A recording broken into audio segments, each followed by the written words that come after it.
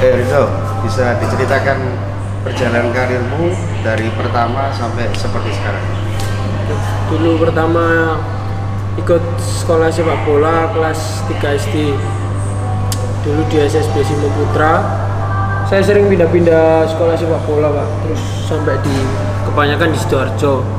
Terus habis itu saya ikut klub internal Elvasa. Terus Tahun berapa tuh? Ikut klub sekitar 2018-2019an kayak, Pak. Itu pertama kali saya ikut internal. Terus ada seleksi U19 Persebaya. Terus saya ikut, alhamdulillah lolos. Terus habis itu dikontrak di Persebaya 19, terus mulai liga. Awal liga itu kita kalah di 8 besar. Terus habis itu saya ikut U16. Saya turun di U16, kalah juga di 8 besar. Terus saya ada panggilan timnas dari Coach Wari seleksi 5 orang dari Persebaya. Itu untuk U16 ya? Untuk U19. U19. Untuk AFF U19. Dan alhamdulillah keterima. Akhirnya itu persiapan buat AFF U19 di Vietnam. Terus itu di sana kita juara 3. Terus setelah itu kita kumpul lagi persiapan buat kualifikasi U19. Alhamdulillah lolos, tapi batal gara-gara Covid.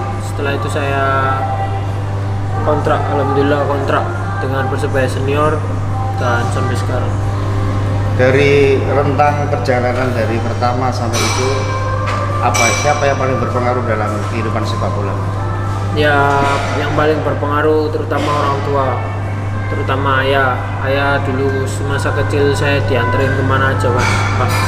Jadi kayak saya ada turnamen, ada apa, saya sering diantar ayah. Dan ibu di rumah. Ibu juga berperan penting, paling ibu seperti doain saya sampai jadi seperti ini juga karena doa-doa beliau. Terus sampai sekarang komunikasi masih jalan ya? Ada nggak ritual khusus atau aktivitas khusus ya? Momennya jalan pertandingan, telepon atau apa? Ya setiap mau pertandingan, sebenarnya nggak setiap mau pertandingan aja sih. Setiap hari saya nyempetin waktu buat nelpon keluarga, soalnya kan saya jauh dari keluarga. Jadi kalau sebelum main sudah pasti itu kayak kewajiban bagi saya harus nelpon orang tua biar tenang aja. Terus posisi dari awal memang di belakang ini? Enggak, dulu waktu kecil sering main striker itu, Pak. Terus pelatih kayak kamu kebanyakan di depan gitu, sering-sering offset, jadi ya udah kamu turun aja jadi back. Ya udah saya nurut aja. Akhirnya Dulu jadi back. waktu jadi striker siapa idolanya siapa waktu itu? Terinspirasi siapa? Dulu belum tahu kayak gitu-gitu, Pak, soalnya masih ikut-ikut SSB kan. Terus pas jadi back itu baru tahu kalau idola kayak gitu. Baru sih ini ya, Iya. Ansamu itu ya? Iya. Apa yang menarik dari Ansamu waktu itu? Ya dia mainnya tenang kayak gitu kan, terus juga sering dipercaya jadi kapten tuh, kayak dia punya kepemimpinan yang bagus juga yang harus ditiru gitu. Itu yang juga ini ya, nomor punggungnya sebenarnya kan ya kan? Iya, Di 23 itu. 23 terus dipakai Mas Yama, ya udahlah saya balik aja, saya pakai 32. Waktu gabung jadi satu tim dengan Ansamu itu gimana perasaanmu itu? Ya sebenarnya agak minder gitu, Pak. Terus saya kadang kayak ini beneran nggak sih, ini kayak orang yang dulu saya idolain kok sekarang saya bisa satu lapangan sama dia gitu. Terus kayak ada motivasi. Terus dulu pernah saya duet sama dia, terus dia bilang ayo tunjukin yang bagus, nanti kalau yang nanti bagus juga buat kamu sendiri gitu. Oh ya Mas gitu. Dulu pertama kali debut sama dia, saya main kayak anniversary game kalau nggak salah di GPT itu lawan Persis Solo gitu. Iya. Sampai sekarang masih komunikasi sama Ansam? Iya, masih, saya punya nomor WA-nya juga, masih bagus. Terus sekarang ini Rito, terkait dengan kamu kan termasuk salah satu yang banyak disebut layak untuk bermain di luar negeri. Memang sudah punya rencana untuk berkarir di luar negeri atau bagaimana? Iya, kalau ada rencana, saya pasti ada rencana di sana. Saya juga udah gabung agensi yang dia sering ngirim-ngirim pemain ke luar negeri, ya semoga secepatnya aja saya bisa berkarir di luar negeri. Kalau punya gambaran kemana tujuan? Ya kalau saya pengennya paling Asia dulu, terus mungkin kalau udah kayak berkembang lebih bagus ya nanti ke Eropa. Itu tergantung agen saya, kalau agen saya nyuruhnya ke Eropa ya saya juga siap aja. Sudah ada gambaran klub barangkali ya, sudah dikomunikasikan atau penjajakan barangkali? Belum ada sih Pak, mungkin agen saya yang tahu, belum dikasih tahu ke Belum saya. diinfokan. Iya. Mungkin ini kamu kan sekarang ini termasuk kalau nanti Piala Dunia saya atas enggak? Enggak. Sudah lewat. Sudah lewat. Jadi sekarang untuk kalau di karir bola sendiri selain di Persebaya fokusnya ke timnas ini ya? Ya, ke timnas. Mungkin nanti di bulan Mei itu target saya pertama, mungkin saya harus bisa masuk ke timnas U23 SEA Games itu Pak. Terus ya semoga bisa langgeng aja lah di timnas. Terus Kalau kamu lihat pengalamanmu di timnas, apa yang kamu rasakan? ya mungkin di bawah pelatih Sintayong ini kayak lebih disiplin gitu Pak, lebih menghargai waktu.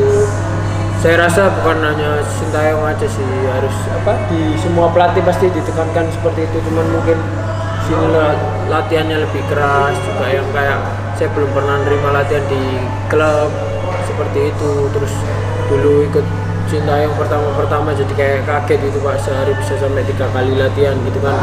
Cuman itu lama kelamaan juga banyak sekali manfaatnya. Jadi sekarang kayak dulu saya nganggapnya alah gym itu apa sih, saya kan belum tahu seperti itu. Setelah datang beliau kayak saya, oh iya sih pemain bola itu gym itu sangat penting gitu-gitu. Jadi ya berpengaruh juga sih buat perkembangan kedepannya. Selain soal itu tadi, apalagi hal yang baru yang mungkin tidak kamu temui sebelumnya tapi diberikan oleh Sintayong selain yang di luar teknik, di luar lapangan?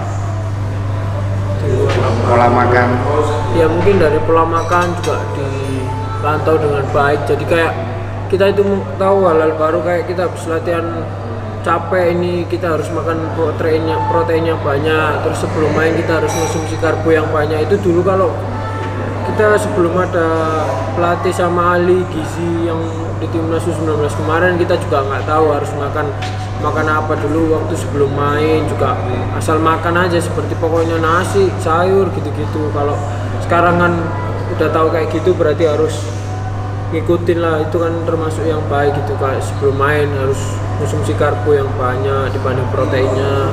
Nanti kalau masa-masa latihan yang capek-capek proteinnya lebih banyak daripada karbonya, seperti itu. kamu sendiri berarti merasa cocok ya dengan gaya pelatihan Sintayong? Ya cocok sih Pak, cuman kayak lebih berkembang itu buat kedepannya juga. Beliau kan pelatih kelas dunia juga, dia juga udah bawa pemain-pemain yang sekarang lagi di Eropa gitu kan. Jadi kayak orang ini bukan sembarangan gitu loh. Jadi harus kita bermanfaat aja buat kita, harus bersyukur aja dapat pelatih seperti itu. Kemarin kan sempat ramai kan ketika Sintayong sama Pak Haruna. Waktu itu sendiri kamu melihat itu seperti apa waktu kejadian itu? Saya nggak seberapa tahu sih Pak, cuman kalau simak siur kayak gitu ya kita nggak mau tahu aja, kita diem aja sebagai pemain, kita ikutin aja Pak. Kalau kamu sendiri dengan sekarang ini program naturalisasi ya, kamu sendiri gimana? Setuju dengan naturalisasi atau lebih suka dengan mengoptimalkan kemampuan putra-putra Indonesia? Ya kalau inginnya pelatih seperti itu ya nggak apa-apa, berarti kita harus termotivasi juga. Jadi kayak kalau ada pemain naturalisasi, kalau kita tetap di liga lokal juga kayaknya nggak bakal dipandang cuman kayak sedikit-sedikit aja. Jadi kita harus kayak berusaha untuk bisa bermain di luar negeri supaya kita bisa bersaing dengan mereka yang naturalisasi itu kan, soalnya mereka juga bermain di Eropa, pengalamannya lebih bagus. Jadi harus naik level ya? Iya, kita harus. Jadi bukan antipati atau Iya. apa, tapi bagaimana bisa terus berkompetisi kan gitu. Iya nggak apa-apa. Kalau sekarang dari di timnas sendiri, kalau umpamanya selain tadi kan sama kamu, kalau di timnas sendiri siapa yang kira-kira paling setidaknya menginspirasi kamu? Mungkin yang sering-sering ngomong sama saya cuman nggak 1-2 orang, cuma banyak kayak Mas Evan, ya Mas Farudin gitu yang lebih senior, terutama Mas Farudin kan satu posisi sama saya. Ya jadi dia kayak ngasih tahu gitu, bagi-bagi pengalamannya seperti ini. Jadi ya kita lebih asik aja, soalnya senior di timnas kemarin kayak terbuka gitu buat pemain muda. Jadi pemain muda juga nggak canggung gitu seperti itu.